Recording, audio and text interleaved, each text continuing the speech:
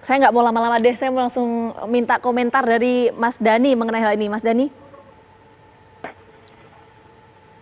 Ya, halo. Ya, komentarnya Mas tadi sepanjang kita diskusi.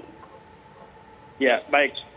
Sekali lagi kami juga tegaskan tentang permasalahan tentang angka kematian, tentang penyebab kematian, dan dengan kematian. Nah, oleh karena itu di rumah sakit, kita juga pemerintah sangat paham bahwa di rumah sakit itu ada yang namanya clinical privilege. Itu adalah ranah dokter berdasarkan kode etik, kompetensi, keilmuannya, semua ada.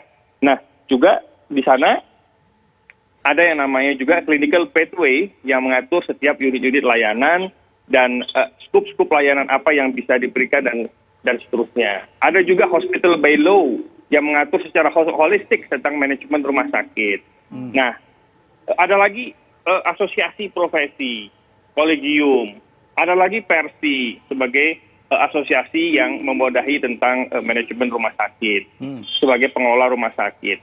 Jadi memang semua berdasarkan koridor, berdasarkan proksi-proksinya, pemerintah percaya bahwa para dokter, tenaga medis, manajemen rumah sakit semua bekerja secara profesional.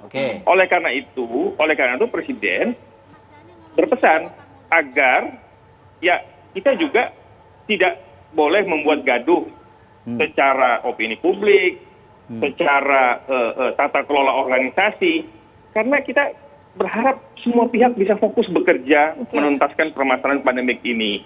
Nah, saya setuju dengan teman-teman tadi, dengan Dr. Alina, dengan teman-teman dari asosiasi, bahwa kita harus dipikirkan bagaimana packaging komunikasi publiknya, terutama kepada para pasien, sehingga para pasien itu memahami ada 4 kategori tadi, dari mulai suspek, probable, bahwa probable itu adalah orang yang memiliki gejala, ya kan?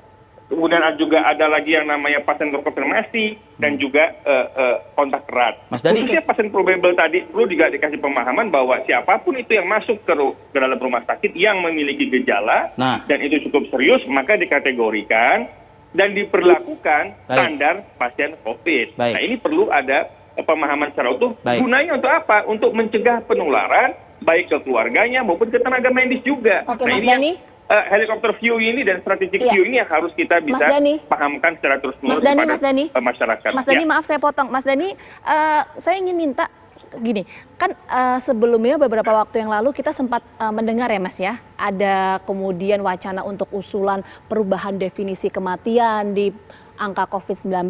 Kalau pandangan dari pemerintah soal ini gimana? Definisi kita jelas mengacu kepada WHO. Makanya di dalam peraturan Kementerian Menteri Kesehatan Kepmen tentang tentang pencegahan dan penanggulangan COVID, itu juga sudah dijelaskan tentang kriteria-kriteria dimaksud, itu semua mengacu kepada WHO. Namun demikian kita juga menyadari bahwa ini harus dilakukan komunikasi publik secara intensif agar 4 kriteria ini beserta pemberlakuan protokol yang di lapangan itu bisa berjalan selaras dan bisa dikomunikasikan dengan baik kepada masyarakat, khususnya kepada keluarga pasien. Nah, ini yang perlu menjadi concern kita semua lah, baik itu pemerintah maupun manajemen rumah sakit dan para dokter. Dari Dr. Erlina, komunikasi dok antara rumah sakit, dokter dan juga pasien, Dr. Erlina. Ya, sebelum itu kita bahas prinsip dasar dulu ya, bahwa dokter itu tidak mungkin memanipulasi data dan membohongi pasien ataupun keluarga. Itu dulu. Dokter tuh hanya berusaha membantu pasiennya untuk kesembuhan. Satu hal. Kedua, memang ada masalah komunikasi, tapi juga perlu dilihat kadang-kadang keluarga itu tidak lihat situasi, dokternya lagi sibuk terus marah-marah dan menyudutkan. Jadi dokternya juga bingung. Akhirnya ya akan pelit informasi, karena kalau keluarga sudah marah-marah duluan begitu ya. Harusnya kan kedua pihak saling saling respect, menghargai. Jangan juga ada kan mentang-mentang wah saya pejabat saya harus ya, jadi nggak bisa. Saya juga heran untuk tahu informasi satu pasien saja kenapa harus menggelar pertemuan resmi di DPR gitu. Kan cukup di Dewan. Masih kan cukup dengan mungkin dokternya dan kalau perlu karena beliau adalah juga orang penting, nggak apa-apa mengikutkan Membuka direktur rumah sakit, data tapi riwayat dokternya dong yang kesehatan medik Udah. diperbolehkan? kalau itu permintaan keluarga kita menjelaskan, tapi kalau secara tertulis harus ada permintaan tertulis dan itu tidak untuk publik. Oke. Karena rahasia pasien itu nggak boleh dibuka. Oke. Mas Hermawan terakhir, Tapi Mas Hermawan dari keluarga Anda. boleh tahu, tanya kepada dokternya. Oke. Ya, terkait dengan Ini hal contohnya yang baru- begini ya, ada pasien, contohnya gini, ada pasien yang HIV positif. Kita tanya dulu kepada pasiennya, ini kalau keluarga Anda nanya, boleh nggak saya kasih tahu? Kalau pasien bilang nggak boleh dok, kita nggak boleh ngasih tahu, bahkan ibu bapaknya, kalau dia HIV positif. Oke. Baik, clear. Mas Hermawan, terakhir Anda.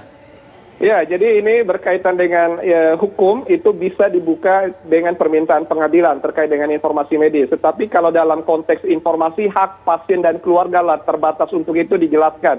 Sejelas-jelasnya bisa dituntut haknya untuk mendapatkan informasi itu clear saya pikir. Nah tapi kita berangkat ke hulu persoalannya. Selama ini kan sering didiskusikan nih Mas Arif Fadil, Mbak Pinagita, bahwa persoalan di rumah sakit itu terkait dengan klaim bagaimana penjaminan atas pasien-pasien dengan COVID. Tadi ada yang menarik sudah disampaikan oleh Mas Dhani, ada clinical privilege, ada clinical pathway. Nah sebenarnya PR pemerintah bersama juga dengan organisasi profesi adalah betul-betul mendasarkan bagaimana tindakan protokol diagnostik untuk pasien dengan COVID. Kalau ini sudah firm, maka nanti BPJS yang akan menjamin atas pelayanan kesehatan ini tidak lagi punya ruang jauh untuk mendebatkan apakah ini masuk klaimnya, sekian gambarannya, dan apakah ini bisa sesuai dengan yang seharusnya atau tidak. Karena ada seni diagnostik dan treatment yang terkait dengan clinical privilege, itu wilayah yang tidak bisa sama persis, tetapi juga ada clinical privilege yang menjadi acuan, sehingga dalam penata laksanaan ini semua punya acuan. Nah PR kita ini sudah masuk bulan ke-8 sekarang COVID, sudah 7 bulan lewat kita mengalami, juga tetap aja hal-hal ini terjadi dan pada akhirnya komunikasi keluar menjadi bumerang untuk semuanya. Nah komunikasi inilah pada aspek yang harus betul-betul dikelola dengan baik oleh tenaga kesehatan di rumah sakit, oleh manajemen rumah sakit, maupun pemerintah juga dan pejabat pemerintah agar tidak memberikan komunikasi yang bisa menimbulkan kepanikan baru di tengah masyarakat kita. Ini menjadi hal yang harus kita perbaiki. Karena juga bagian dari manajemen informasi, komunikasi informasi dan edukasi itu hal yang paling ketat diatur juga di rumah sakit. Mudah-mudahan kita lebih bijaklah untuk menyelenggarakan pelayanan terhadap COVID ini supaya ke depan kita lebih baik lagi. Agar masyarakat tidak dirugikan tentunya ya. Mas Hermawan Betul Saputra, sekali. terima kasih. Dr. Erlina Burhan, terima kasih atas waktu Anda pagi ini. Dan sebelumnya juga tadi ada Mas Dhani Amrul Ihdan, tenaga ahli utama kepresidenan. Terima kasih atas waktunya.